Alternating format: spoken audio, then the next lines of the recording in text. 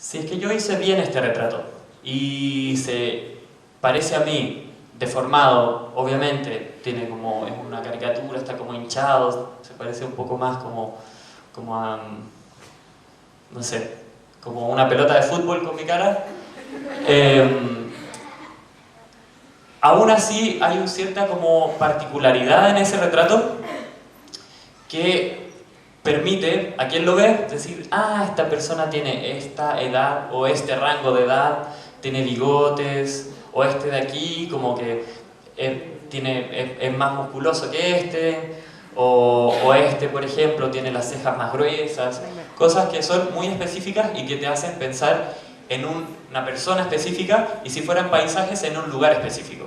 En cambio acá, por ejemplo, tenemos 4 retratos que uno los lee como 4 porque están uno al lado del otro, pero en el fondo podrían ser la misma persona, podríamos ser todos, porque no veo a nadie en esta sala, espero no haya ninguna persona que le falte un ojo o no tenga nariz, pero me da la impresión de que aquí todos tienen 2 ojos, una nariz, una boca, y su forma de cara podría resumirse en un círculo.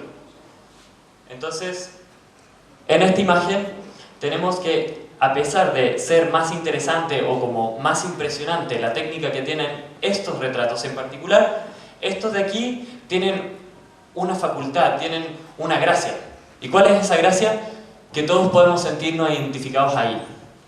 Y eso es algo que no descubrí yo, sino que es algo que se utiliza normalmente en las historietas. ¿Y por qué se utiliza? Porque cuando hay un personaje que es lo suficientemente simple en términos gráficos, todos podemos ser él. Por ejemplo, distintos tipos de dibujo significan distintos tipos de cosas.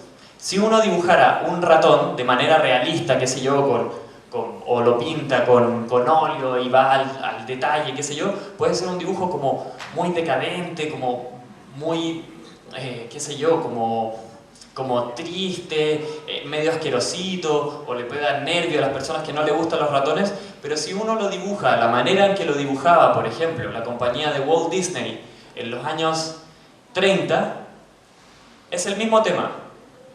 Ambos son dibujos de ratones, pero uno es mucho más simpático y más agradable de ver que otro. Entonces la manera en que están hechas las cosas significan tanto como lo que se está representando.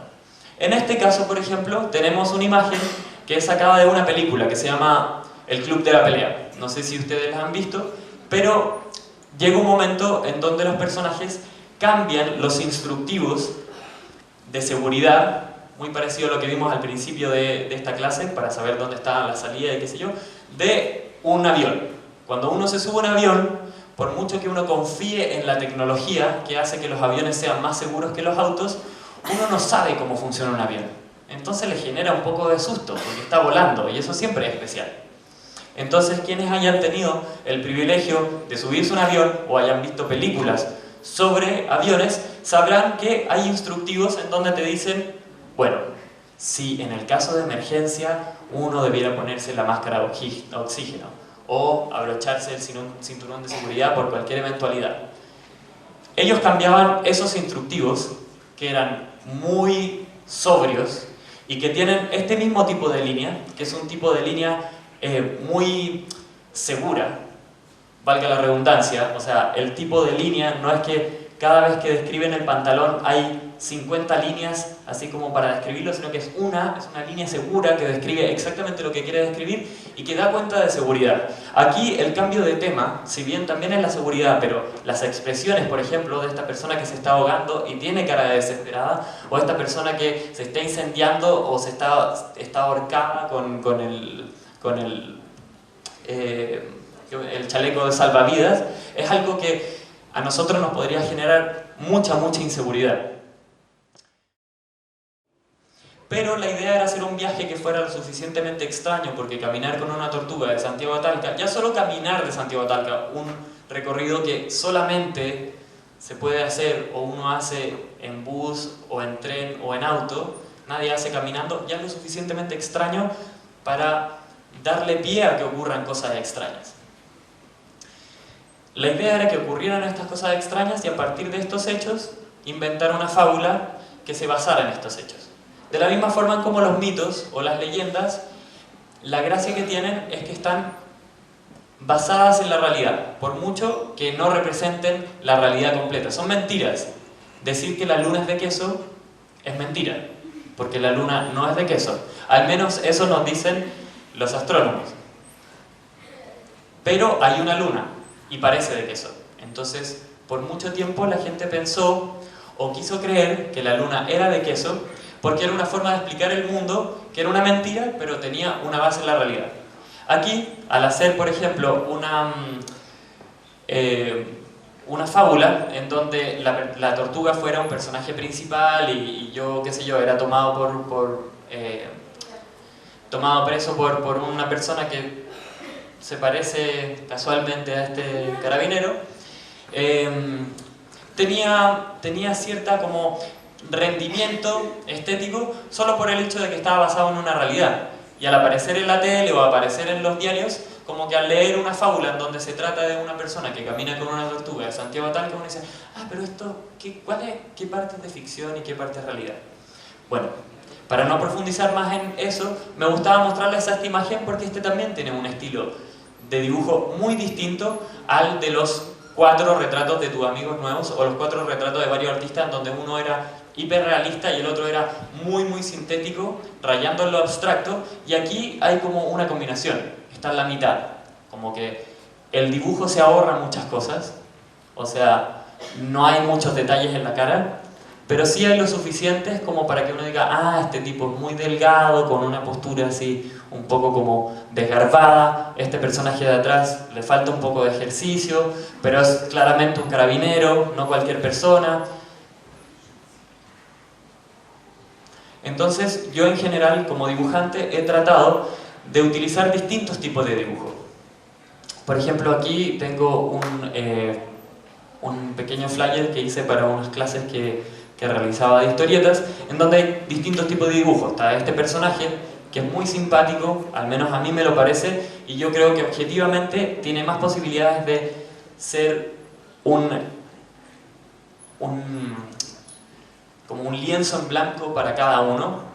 Claramente uno puede ver que es mujer por ciertos detalles, entonces todas las mujeres pueden sentirse identificadas con ella, porque no niega que no sean ustedes, que no seas tú, o que seas tú, o que seas tú, porque todas tienen 2 ojos, una nariz y una boca. Esa es la gracia de Mafalda, por ejemplo. Cuando uno lee Mafalda, uno se puede sentir identificado con ella.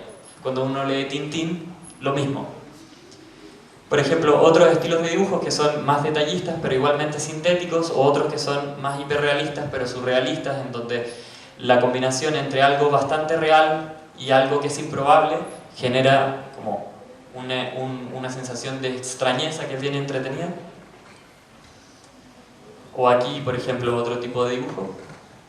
Diego, Sí. discúlpame que te interrumpa un poquitito, porque puedes respirar y tomar agua si quieres. Gracias. Ha sido muy interesante hasta aquí, ¿no es verdad? Sí. Quiero hacerle algunas preguntas que yo me imagino que a lo mejor ustedes también, a pesar de que al final de la charla van a tener un espacio para que ustedes también elaboren sus preguntas y desde ya puedan ir buscando qué preguntar al maestro.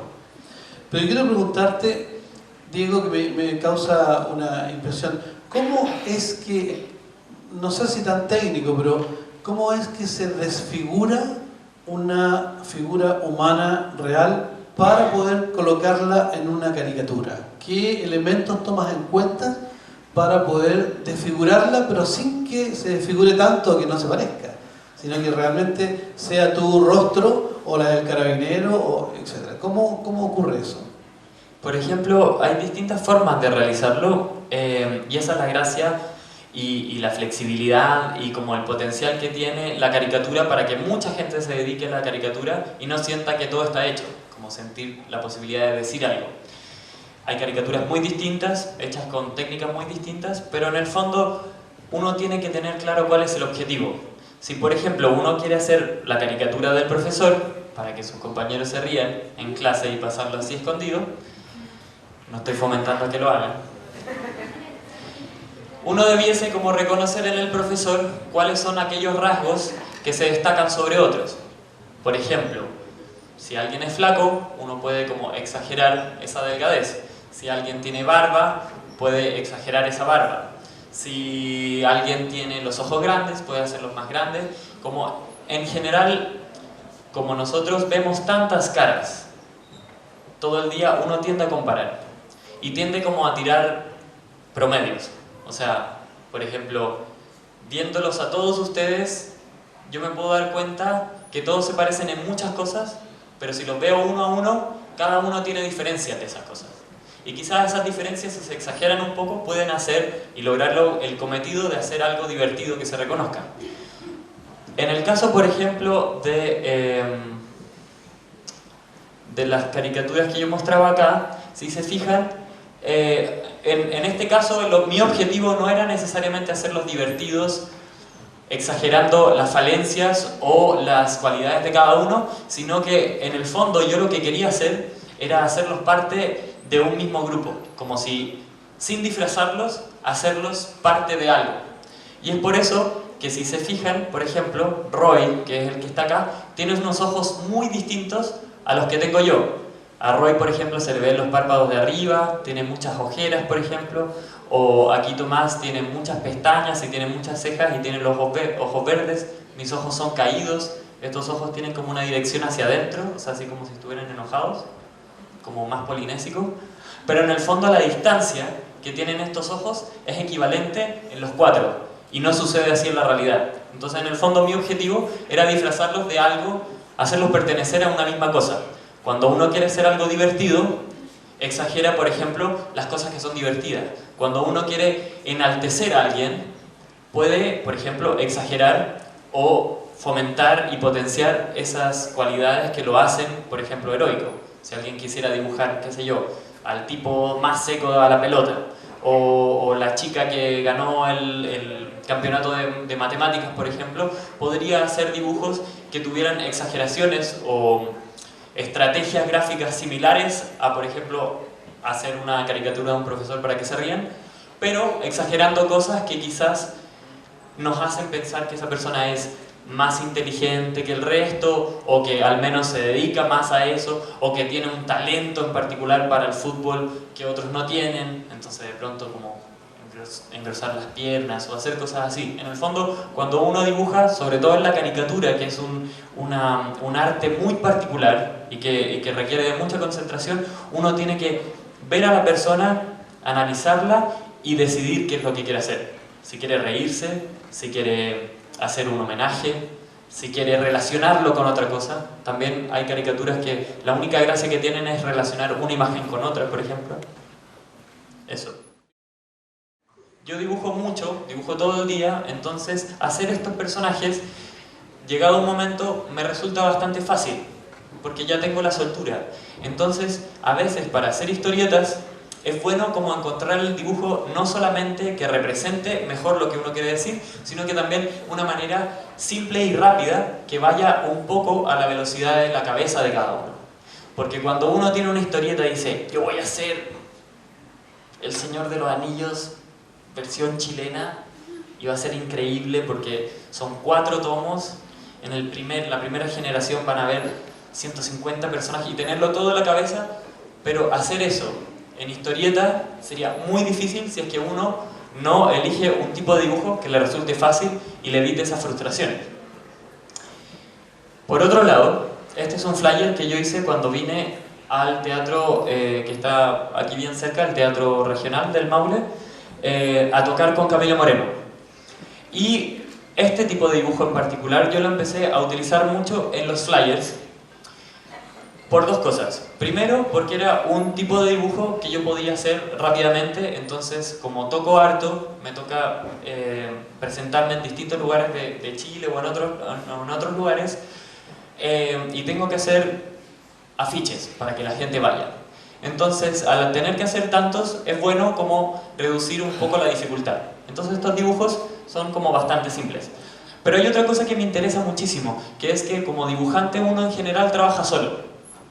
Está así, con la lengua afuera. Oye, ¿qué está diciendo? Déjame. Los dibujantes sabrán lo molestoso que es que le pregunten qué está haciendo antes de terminar, Y los que no dibujan saben lo desagradables que son los dibujantes cuando están dibujando y se hacen los interesantes. Bueno, en el fondo, a mí lo que me sorprendió mucho de la música, que llegué por accidente, y tiene que ver con que a mí me gustaba hacer historietas, o sea, me gustaba el dibujo y la narración, y empecé a hacer música para contar historias que no estaba contando siempre en los dibujos. Entonces, me sorprende que la música lo que tiene es que es una experiencia colectiva. Cuando uno toca, por mucho que uno esté tocando solo, hay gente que lo está escuchando al mismo tiempo. Hay quien dice que la música es la arquitectura en el tiempo. ¿Y qué es la arquitectura? Algo donde uno se puede refugiar. Y una arquitectura en el tiempo sería un refugio en donde mucha gente está por un tiempo determinado. Cuando uno pone un reggaetón y baila, está en el mismo lugar que están otras personas bailando con uno. Cuando uno escucha, por ejemplo, una canción, qué sé yo, de Coldplay, solo en la pieza, probablemente esté solo, pero está teniendo conexión con alguien que grabó esa cosa muy lejos, pero que te está llegando a nivel emocional. Entonces, esa identificación o esa igualdad que pueden tener varios personajes me parecía muy interesante y representa un poco lo que pasa en la música. Por eso cuando tú me preguntabas lo de las caricaturas, yo traté de hacer con esos retratos que estaban hechos en la misma proporción, todos eran igualmente circulares y todos tenían las mismas distancias entre sus rasgos, era como decir, ellos pertenecen a una misma cosa, en este caso, un grupo, están luchando por un bien común y no necesitan disfrazarse para hacerlo, solamente necesitan tocar. Entonces, aquí, por ejemplo, está un flyer que hice para una tocata en donde tocaba Camila Moreno y yo la teloneaba. Camila Moreno es mucho más famosa que yo y no la culpo porque es muy buena y trabaja mucho. Entonces me parece también que a través de ciertas simplezas uno puede hacer que se entiendan ciertas cosas. Entonces si Camila Moreno está más grande, tiene que ver con que efectivamente ella ha crecido como músico muchísimo más que yo y está claro quién es el que telonea a quién. Por ejemplo, este otro ejemplo, en donde con tus amigos nuevos, que son estos de aquí, íbamos a tocar junto a Cristóbal Briseño. Cristóbal Briseño es el vocalista de Los Haces Falsos, quizás ustedes conocen ese grupo. Bueno, él también toca como solista y íbamos a tocar con él. Él dijo, sí, yo puedo tocar, no hay problema, es el jueves 2, el viernes 10, sí, no hay problema, yo toco, qué sé yo. 3 días antes el tipo se dio cuenta que en su agenda el viernes 10 lo tenía libre, pero al otro día tenía que tocar en Puerto Montt. Entonces, por mucho que tuviera el viernes libre, tenía que viajar ese viernes y no lo había considerado porque toca tanto que solamente anota en su agenda el día que tiene que tocar, pero no puede prever con tanto tiempo cuál es la fecha en que tiene que viajar. Entonces se nos bajó a último minuto. Entonces nosotros ya habíamos mostrado este flyer. En general, por ejemplo, hay muchos flyers que hago de formato cuadrado porque sirve para redes sociales. En Facebook, en Twitter o en otros lugares en donde la gente se comunica, como que este formato es muy adecuado. Entonces teníamos este flyer que decíamos, hey, tus amigos nuevos vamos a tocar con Cristóbal Briseño. Y un momento a otro se nos cae Briseño. Lo normal, o lo que haría normalmente alguien, sería como borrar este personaje, borrar este nombre y hacer como que nada pasaba. A mí eso me molesta mucho. A mí me gusta mentir en el arte. Porque cuando uno dice, aquí hay 4 personajes en los cuales uno puede confiar, es mentira. Porque en el fondo aquí lo que hay es un puntero láser sobre una proyección de luz que está representando un lápiz sobre un papel que nada tiene que ver con el ser humano. Pero hay algo que pasa en nuestra cabeza que nos hace pensar que estos son 4 personajes y aquí otro. Son convenciones. Ya aprendimos que eso eran representaciones de nosotros mismos. Como somos el único animal que se representa a sí mismo. Eso es muy interesante, el ser humano. Pero, cuando uno empieza a mentir desde otro punto de vista, o sea, dice, uy, sí, nosotros prometimos algo, pero en realidad ya no, a mí me da un poco de lata. Entonces la solución que yo hice para este embrollo fue hacer una historieta, en donde describíamos el problema. Y luego lanzamos este flyer que yo hice. Entonces, esta era como una actualización de esta fecha. Y el mismo viernes 10 de enero hice una historieta en donde aquí en el detalle estamos con tus amigos nuevos tocando en la sala de ensayo. Entonces dice, mientras tanto, y aquí está este viernes, que es una letra de una canción, pero coincide con que íbamos a tocar el viernes. Aquí está el amplificador, aquí hay unos dibujos míos que están en la pared, en la sala de ensayo, la batería. Este es el baterista que tenía una polera de los Rolling Stones, que es una boca con una lengua afuera. Y aquí viene entrando alguien, aquí están los cables, que siempre está la tendalada acá. Y dice, permiso, Cristóbal Briseño, quien nos iba a telonear. ¿Qué onda? ¿Quién quiere leer? ¿Tú? ¿Segura? ¿Segura que no o segura que sí? ¿Segura que no? Bueno, si alguien quiere leer me lo dice. ¿Sí? Ya venga por acá.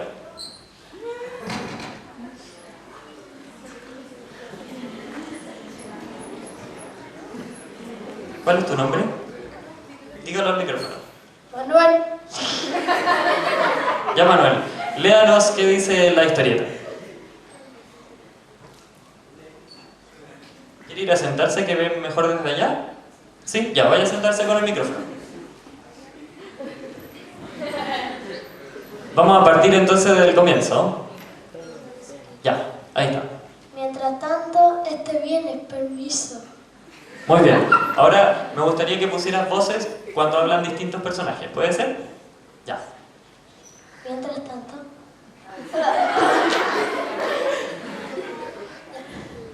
Cristóbal Briseño, ¿qué onda? Chicos, lo siento, pero no podréis tocar el viernes. ¿Y ahora quién pondrá a telonearnos? Yo. ¿Pedro Piedra? Sí. Un aplauso para Manuel, por favor.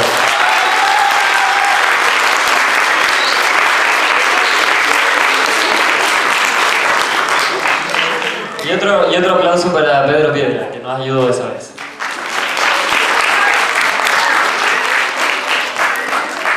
Bueno, esto es un ejemplo bastante tontón y chico, pero tiene que ver con algo que me interesa mucho, que es el vivir, el arte, el dibujo, la música. En el fondo, el hacer historietas no solamente puede significar el contarle historias personales que uno tiene a otra persona a través de historietas de autor, o crear un superhéroe que represente como ese super yo y como tratar de ser el mejor dibujante del mundo, sino que tiene que ver con vivir las cosas que uno hace. Y cuando yo empecé a tocar música y que ya dibujaba, me interesaba mucho combinar las dos cosas de tal forma en que gestos tan simples como hacer una historieta me salvará de problemas que nunca hubiese previsto que podía tener y que nunca hubiese previsto tampoco que podía solucionar. Pero es muy lindo cómo solo a través de dibujos nosotros llenamos esa sala, no perdimos dinero porque nos pagaban por las entradas de la gente que iba, por el solo hecho de que a través de esta historieta, que era honesta y decía, hey, no va a tocar Briseño porque no pudo simplemente, y conseguimos a último momento a quien yo le pagué con un dibujo, porque Pedro Piedra es fanático de mis dibujos, logramos que la gente dijera, ah, ya, estos tipos son simpáticos, no nos están mintiendo, no están diciendo que viene Cristóbal Briseño y 2 días antes nos dice que viene Pedro Piedra por la nada, sino que nos explican por qué. Llenamos el lugar y pudimos seguir viviendo durante 2 semanas más sin perder tanto dinero. Diego, disculpa que te moleste. Démosle un aplauso a Diego de su creatividad, su trabajo, su paciencia también por todo eso, ¿no? Pareciera existir un poder extraño que les hace pensar a la gente que no dibuja bien y deja de hacerlo. Pero en el fondo el dibujo es un juego. No hay dibujos bien hechos o mal hechos. Yo mostré muchos tipos de dibujos que hago yo. O sea, imagínate todos los tipos de dibujos que existen en el mundo, porque hay 5.000 millones de manos que hacen cosas distintas y todas tienen sus valores en la medida que se desarrollen y crezcan. Entonces, yo En mi experiencia, al igual que todos, empecé a dibujar desde muy chico. Lo que pasa es que nunca dejé de dibujar, quizás porque tuve la fortuna de no tener a alguien que me dijera uy, qué feo ese dibujo, o que quizás no los mostraba mucho, entonces cuando ya tenía técnica suficiente empecé a mostrarlos. Pero en el fondo, no sientan que alguien dibuja mejor que ustedes, porque dibujar mejor tiene que ver solamente con esos dibujos de memoria. Cuando uno dice, por ejemplo, uy, el Ramiro dibuja tan bien, no sé, como Mordecai de Regular Show. Lo dibuja tan bien y yo lo dibujo tan mal. En el fondo él puede dibujar a Mordecai y cuántos otros personajes más que se sabe de memoria, pero ¿qué pasa si uno le pregunta a él, oye Ramiro, ¿por qué no te dibujáis un ornitorrinco? Va a dibujar a Perry quizá, Perry el ornitorrinco, porque tiene un ejemplo. Pero si uno le dice, oye Ramiro, ¿por qué no dibujáis la esperanza? Se va a congelar porque no va a saber cómo hacerlo. En el fondo, yo quiero que ustedes sepan que el dibujo es para pensar y no para saber. Entonces, en la medida en que uno frota un lápiz contra un papel pensando en una cosa, van a pasar cosas que en la medida en que uno le gusta, puede empezar a disfrutar y a crecer en ello. El arte es un juego. Uno tiene que inventarlo y luego seguir las reglas. Pero ¿cuáles son las reglas? Uno las elige de antemano. Ya, quiero hacer una película sobre... o una película sobre vampiros sexys. ¿Ya? Está como de moda. Entonces, ¿qué necesito? Una actriz sexy, que me va a cobrar harto porque es sexy. Un actor sexy, que me va a cobrar harto porque es sexy. Voy a necesitar cámaras, voy a necesitar efectos especiales para que parezcan. Voy a necesitar un equipo, voy a necesitar alguien que prepare comida para que los actores estén cómodos. Si yo quiero hacer una historieta sobre vampiros sexys, yo no necesito más que papeles y lápices e imaginación. Entonces no necesito más que practicar y practicar y llegar a ser un personaje que pueda ser sexy. Lo cual puede ser fácil si lo hacemos de esta manera, en donde, qué sé yo, como depende de lo que digan estos personajes que están aquí, que los va a hacer sexy o no, porque son todos iguales, pero uno los reconoce como personaje, como persona. Entonces podría ser que este tipo chiquitito de aquí que está parado, por muy chico que sea, el más sexy de todo. Eso es lo que me gusta del dibujo, que te permite hacer lo que uno quiera. Aquí hay otra pregunta. Hola Matías.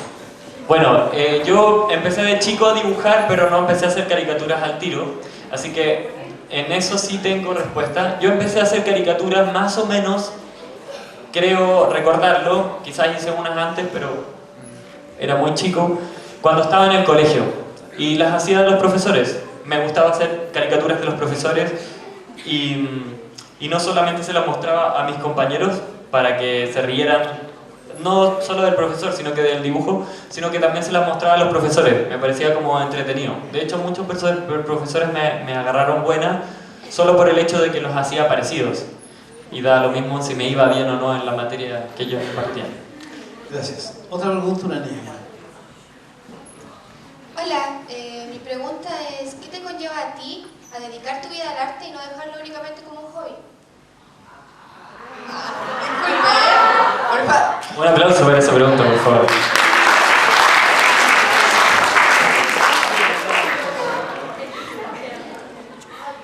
No lo sé, una pregunta muy difícil. Pero la verdad es que en el mundo ideal no todo el mundo debiera dedicarse al arte. Si hubiera muchos artistas, este mundo sería peor que el que es ahora. Pero sí todos debieran dedicarse a las cosas que más les gustan. O al menos sentir que con lo que son puedan aportar al resto. Yo soy mejor haciendo canciones y haciendo dibujos que en cualquier otra cosa.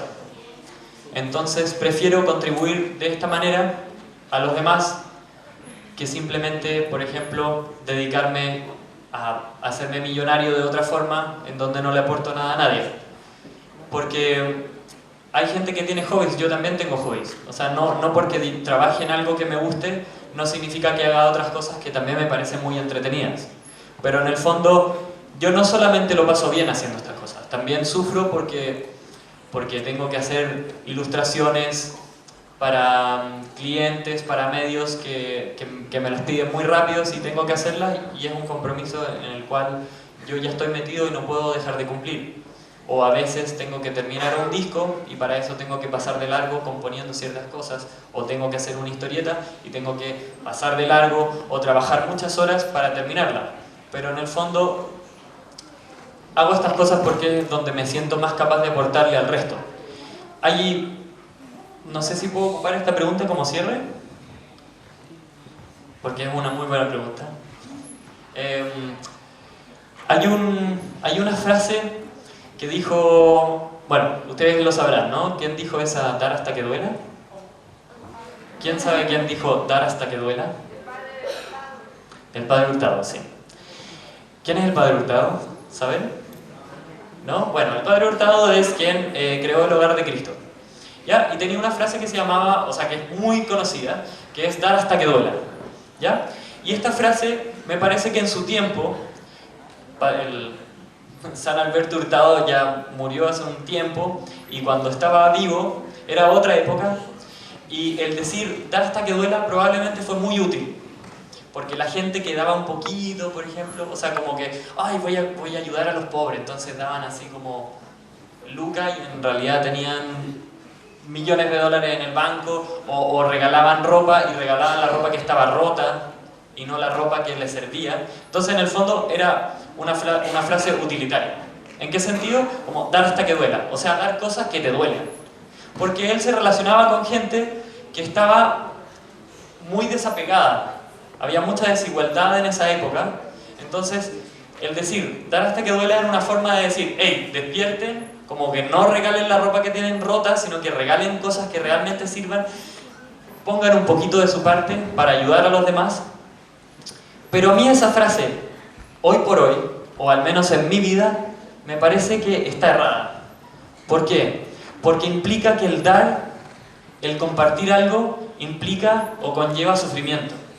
O sea, que el venir acá a darles una charla a ustedes, para que quienes dibujan se sientan como, uy, hay un lugar para mí en el mundo, o para quienes no dibujan, digan, uy, qué entretenido los monos, qué sexy ese monito chiquitito de ahí. Eso, como si eso fuera un sufrimiento para mí. Yo, para mí, no estoy sufriendo ahora, lo paso bien. Entonces, más que la frase, que es un texto, es mucho más linda la imagen del Padre Hurtado, que se repite mucho, en donde probablemente ustedes, ojalá les doy como tarea, lleguen a la casa y vean en internet fotos del Padre Hurtado.